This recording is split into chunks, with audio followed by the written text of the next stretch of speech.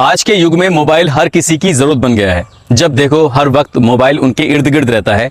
तो इस मामले में जहां बड़ों के लिए मोबाइल बेहद जरूरी बन गया है, बच्चे भी इस बात से बिल्कुल भी अछूते नहीं हैं। जब जब बड़ों का मोबाइल खाली होता है तो बच्चे इसको छीन के ले जाते हैं और अपनी मनपसंद वीडियो देखने लगते हैं। आज की जो सच्ची घटना मैं आपको सुनाने जा रहा हूं, इस सच्ची घटना में भी कुछ ऐसा ही होता है। एक घर के अंदर दो सगे भाई होते हैं। दोनों ही सगे भाई को मोबाइल लेकर छुपकर देखने की आदत थी। उनके माँ बाप इनको समझाते हैं, कहते हैं कि तुम हमेशा झगड़ा करते रहते हो, दोनों सगे भाई हो, आपस में मिल बांट कर क्यों नहीं देखते हो।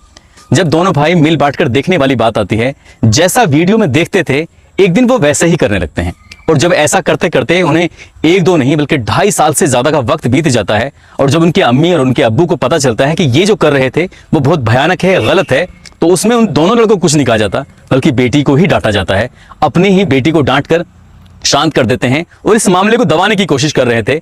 मगर वही मोबाइल जिसको देखते थे, वही मोबाइल जब इस मोबाइल के माध्यम से लोगों को पता चलता है, वीडियो वायरल होती है और लोगों को ये बात पता चलती है कि दो सगे भाई अपने ही घर के अंदर इतना घिनौना कृत्य कर रहे थे, तो वाकई लोग सुनकर हैरान हो जाते हैं, परेशान हो जाते हैं। आदाब, नमस्कार, सत श्री अकाल। मैं उस्मान सैफी। आज की जो सच्ची घटना मैं आपको सुनाने जा रहा हूँ, ये सच्ची घटना है उत्तर प्रदेश का एक जिला है कानपुर। कानपुर का एक यतीम खाना है, अनाथालय है। उसी अनाथालय के अंदर 14 अगस्त 2022 की रात को एक लड़की, जिसकी उम्र लगभग 16 या 16.5 साल के आसपास रही होगी, उस लड़की ने अपने हाथ की नस काट ली और वो चाहती थी कि वो मर जाए, वो जीना नहीं चाहती थी, इसलिए उसने नस काट ली। अंधेरा हो चुका था। अचानक ही उस अंधेरे में एक और लड़की जब गुजर के जा रही तो उसका पैर फिसल जाता है, वो गिर जाती है। तब उस लड़की ने लाइट जलाई है। जब कमरे की लाइट जलती है तब पता चलता है कि काफी खून बह चुका है। जिस लड़की का हाथ कटा हुआ था वो तुरंत शोर मचाती है। शोर सुनने के बाद जो वार्डन है या आसपास इसमें अनाथालय में काम करने वाले लोग हैं, वो दौड़ कर आते हैं और देखते हैं कि लड़की बहुत ही घायल अवस्था में है, गंभीर अवस्था में। तुरंत ही उसे उर्सला के हॉस्पिटल लेके जाया जाता है। वहां उसे उपचार के लिए भर्ती कराया जाता है। डॉक्टर उसकी जान तो बचा लेते हैं, लेकिन जब ये जानने की कोशिश करते हैं कि तुमने ऐसा कदम क्यों उठाया, तो लड़की वो चुप रहती है, खामोश रहती है, बोल नहीं पाती है।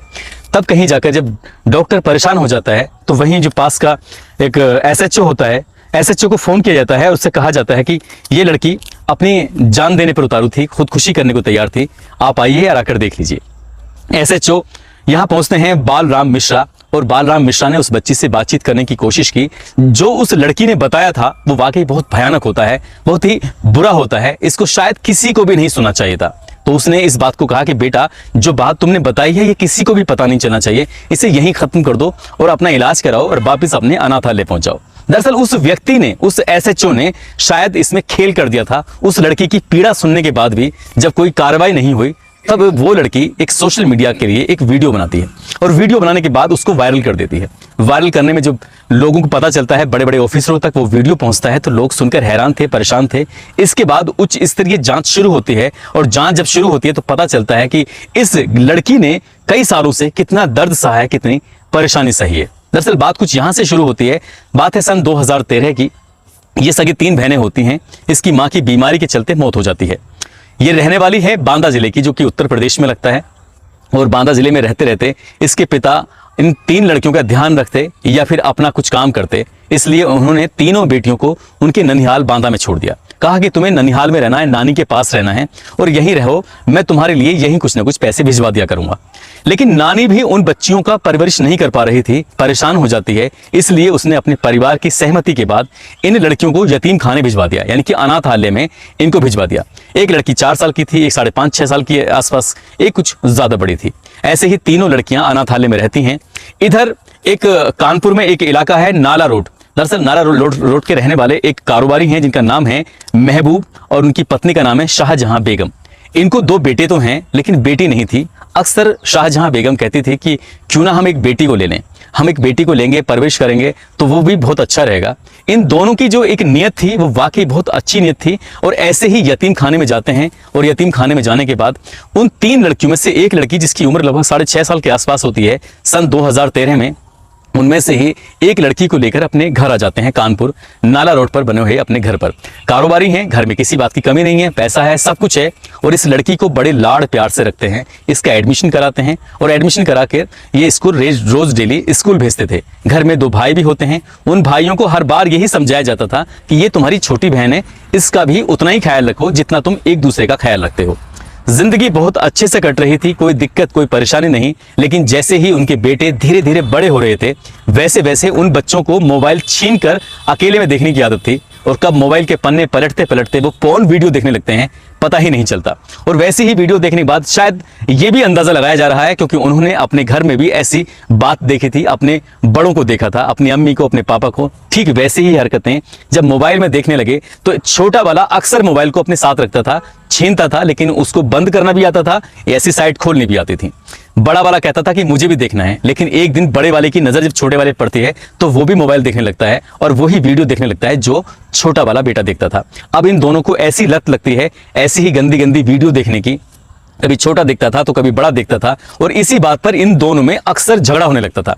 जब जब झगड़ा होता था तो इनकी अम्मी और अब्बू दोनों समझाया करते थे कि तुम दोनों भाई आपस में क्यों झगड़ा करते हो, ये लड़ना झगड़ना बिल्कुल भी अच्छी बात नहीं है, वीडियो अगर देखते हो तो दोनों एक साथ क्यों नहीं देख लेते हो। लेकिन अम्मी और अब्बू को बिल्कुल भी नहीं पता था कि वीडियो देखते क्या है। फिर दोनों भाई ऐसे ही मनपसंद वीडियो देखते थे, पोर्न साइट खोलना जान गए थे, और ये सब करते करते कब उनके मन में ये ख्याल आया कि जैसा इसमें होता है या जैसे ये कर रहे हैं, क्यों ना हम भी वैसे ही काम करें। और वैसे काम करने के लिए उनके घर में पल रही एक बच्ची, जिसकी उम्र लगभग 11 या 12 साल के आसपास रही होगी, उसी बच्ची को, जिसको क्या बांदा के अनाथालय से इनकी अम्मी और अब्बू लेके आए थे, जिसको छोटी बहन बना के रखा हुआ था, उस छोटी बहन के साथ दोनों भाइयों ने मिलकर गंदा काम करना शुरू कर दिया। सन 2017 से लेके सन 2019 के आने तक ऐसे ही 2 साल लगातार ये घिनौना कृत्य करते थे। जब मन करता था तब उसके साथ गंदा काम करते थे, और ये गंदा काम करने के बाद उसका वीडियो भी बनाकर कहीं ऐसी जगह सेव कर दिया करते थे, जिसको वक्त आने पर वो लड़की को डरा धमका कर कह सके कि अगर तुमने ये सब नहीं किया तो तुम्हें हम बदनाम कर देंगे। यानी कि अपने ही घर के अंदर अपनी ही छोटी बहन को अब उसके ही भाई, जो सोतेले भाई हैं, सगे भाई हैं, वो इसके साथ ऐसा धमकाते हैं, डराते हैं, और लगातार लंबे समय से ऐसे ही काम कर रहे थे। वो लड़की परेशान हो जाती है, क्योंकि घर में है, जब उनका मन करता था, जब उसके अम्मी उसके अब्बू दूर होते थे, जब उन्हें लगता था कि अब हमें कोई नहीं देखेगा, तब तब वो ऐसे ही काम करते थे, और हर बार नए फोटोग्राफ्स, नई वीडियो बनाया करते थे, क्योंकि उन्हें पोर्न वीडियो देखने के बाद उसकी जो लत लग चुकी थी। ये सिलसिला लगातार चल रहा था, और वो लड़की इतना ज्यादा परेशान हो जाती है, आहत हो जाती है, वो खाना पीना हो या पढ़ाई लिखाई हो, उसका हर जगह से मन हटने लगा था। सन 2019 आते आते उस लड़की के मन में ख्याल आया कि क्यों ना ये बात अपने स्कूल में टीचरों को बताई जाए, शायद टीचर इसमें कुछ मदद कर सकते हैं। एक दिन उस लड़की ने जाकर अपने स्कूल में टीचर से कहा कि टीचर मैम, मेरे साथ कुछ ऐसा हो रहा है, मेरे ही भैया कुछ इस तरह से गंदा काम करते हैं। तब टीचर को बहुत गुस्सा आता है, और गुस्सा आने के बाद इस के माँ बाप को बुलाया जाता है, बुलाने के बाद उन्हें डांटा फटकारा जाता है। लेकिन ये बात उस टीचर ने किसी और से शेयर नहीं की, सिवाय उसके अम्मी और उसके अब्बू के। बात तो शेयर कर ली जाती है, लेकिन अम्मी अब्बू हाथ पैर जोड़कर किसी तरह से टीचर को शांत कर देते हैं, कहते हैं कि ये बात यहां से दूर जाएगी तो हमारी बड़ी बदनामी हो जाएगी, इसलिए हम नहीं चाहते कि ये बात किसी और के कानों तक जाए। तुरंत ही उन्होंने अपनी इस बेटी का एडमिशन स्कूल से कट करने के बाद उसे घर लाते हैं, और घर आने के बाद ये फैसला लेते हैं कि क्यों ना हम इस लड़की को वापिस अनाथालय छोड़ाएं। अनाथालय छोड़ने की पूरी प्लानिंग हो जाती है। जिन 2 बेटों ने गंदा घिनौना कृत्य किया था उनको तो सजा नहीं मिली, लेकिन इस लड़की को सन 2019 में कानपुर के ही एक अनाथालय में छोड़ दिया जाता है, और वहां वो लड़की रहने लगती है। लेकिन उसका कोई दोष नहीं था, उसकी कोई गलती नहीं थी। उसने कई बार अपनी अम्मी अपने अब्बू को बताने की कोशिश की, लेकिन शायद यही डर से कि कहीं उसको उसके घर वाले वापिस अनाथालय न छोड़ दें, इसलिए शायद वो अपनी बात घर न बताकर स्कूल में बताती है, और स्कूल में भी उसको वही मिलता है जिसकी उसको बिल्कुल भी उम्मीद नहीं थी। लड़की अब अनाथालय में रहना शुरू कर देती है, और आए दिन वो बहुत ज्यादा परेशान रहती थी। लेकिन जिस दिन उसको अनाथालय भेजा गया था, तो ये कह के भेजा गया था कि जाकर कह देना कि तुम्हारे अब्बू मर चुके हैं, मर गए हैं, उनका रोड एक्सीडेंट हो गया है। ये महिला, जिसका नाम शाहजहां बेगम है, वो खुद उसमें जाती है। अनाथालय में जाने के बाद रोती है, गिड़गिड़ाती है, कहती है कि मेरा पति है ही नहीं इस दुनिया में, मेरे 2 बेटे हैं, मैं कहाँ तक इनकी परवरिश करूंगी, आप इस लड़की को अपने साथ रख लीजिए, हम इसे वहां से लेके आए थे। इस तरह के कोई ना कोई बहाने करने के बाद उसने उस लड़की को वापस वहीं कर दिया, और वो लड़की अब तक जितना टूटी थी उससे कहीं ज्यादा अब टूट जाती है, और वो वहां अकेली रहती थी, परेशान रहती थी। और एक दिन पता चलता है कि उस लड़की के पिता को पता चल जाता है कि वो उसकी बेटी कहाँ है। उसका बाप उससे मिलने जुलने के लिए अक्सर आ जाया करता था, लेकिन कभी उसको अंदर आने ही नहीं दिया, क्योंकि वहां पर यह मैसेज दिया था कि इसका बाप मर चुका है। मरने की जो बात कही गई थी वो नकली बाप की गई थी, जबकि असली बाप उसका जिंदा था। जो सोतेला बाप है वो भी जिंदा था, असली वाला बाप भी जिंदा था, लेकिन ये बता के भेजा गया था कि तुम्हारा बाप मर चुका है। उसने शुरुआत में यही बात बताई थी। अब इसका जो बाप असली वाला है, जो बांदा जिले का रहने वाला था। वो बार बार आता था, लेकिन उसको बार बार धमका के डरा के भगा दिया जाता था। लेकिन 14 अगस्त को वो व्यक्ति एक बार फिर आता है गेट पर अपनी बेटी से मिलने के लिए, लेकिन उस व्यक्ति को अपनी बेटी से मिलने की इजाज़त नहीं मिलती है और वो वहाँ से चला जाता है। और बेटी जब देखती है अपने ही बाप को वापस जाता हुआ तो वो बहुत ज़्यादा परेशान हो जाती है और 14 अगस्त की रात को उसने फैसला लिया कि अपनी ज़िंदगी को हमेशा हमेशा के लिए ख़त्म कर देगी, क्योंकि वो अब इस दर्द, इस परेशानी से बिल्कुल भी रह नहीं सकती, जी नहीं सकती। तब ये बात डॉक्टर तक पहुँचती है। डॉक्टर SHO को फ़ोन करता है। SHO जो होता है उसके बारे में पता चलता है कि SHO बालराम मिश्रा ने कुछ पैसे लेकर इस मामले को दबाने की कोशिश की थी, शायद इसलिए ये मामला दब नहीं पाया। लेकिन कहते हैं कि सच्चाई कभी छिप नहीं सकती है। सोशल मीडिया पर जब इस लड़की की वीडियो आती है तब उच्च अधिकारियों के पास मामला पहुंचता है और उच्च अधिकारी ACP सीसामऊ निशंक शर्मा वो कहते हैं कि इस लड़की को जो गोद लिया गया था वो गैर कानूनी तरीके से लिया गया था।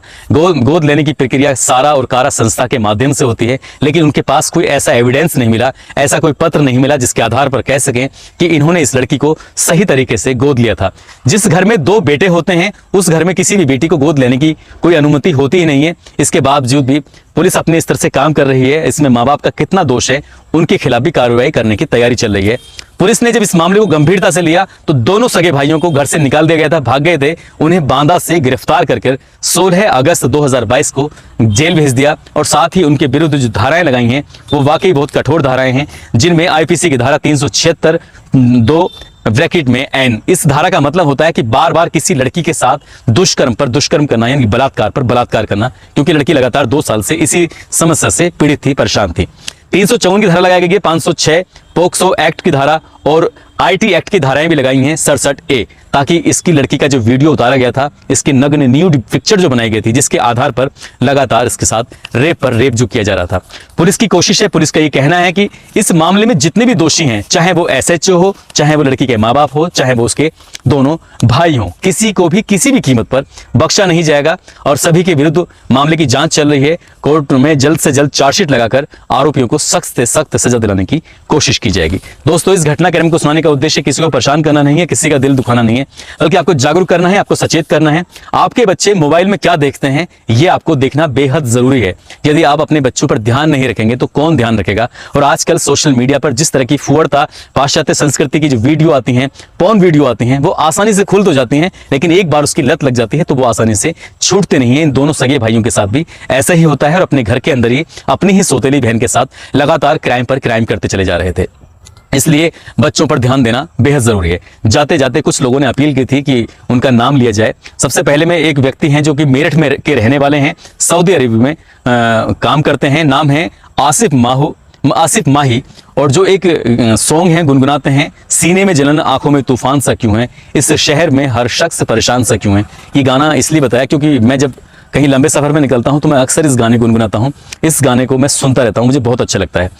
आगे तेजपाल हैं राकेश, बालाराम गुर्जर, प्रदीप कुमार, अरुण यादव, विपिन कुमार, संजीव सिंह, शंकर नाथ, राहुल, शरीफुद्दीन, प्रमोद यादव, देव बाबा, धर्मेंद्र भगत, विपिन कुमार, मोहम्मद सोहराब, तालिब खान, अमर देवांगन, विशाल, सूरज कुमार, राजभाई, प्रभात कुमार पोद्दार, सुरेश सैनी, मोहम्मद हसनान, कासिम अली, आनंद कुशवाहा, राकेश, कयूम मलिक, सुजीत कुमार, सैयद आलम, अवधेश, अमन सिद्दीकी और बिरजू प्रसाद शाह, अंकित कुमार, सरफराज, वसीम खान, निखिल कुमार, कमलेश यादव, आलम, संध्या निषाद, सुनील जंगड़े, लालू यादव, श्री कृष्ण, कमरुद्दीन सैफी, अमित, मंजर खान, चंदू किन्नेर, सोनू, डॉक्टर जमील उस्मानी, नित्या, उपेंद्र, विशाल, राजेश, योगेंद्र, राजेश यादव, राजन कुमार प्रजापति, बिरजू शाह, साबिर मलिक, शाहिद, आप सभी ने नाम लेने की अपील की थी। आप सभी का दिल की गहराइयों से धन्यवाद। आप सभी का बहुत बहुत शुक्रिया। आप सब अपना ख्याल रखें, सुरक्षित रहें। जय हिंद, जय भारत।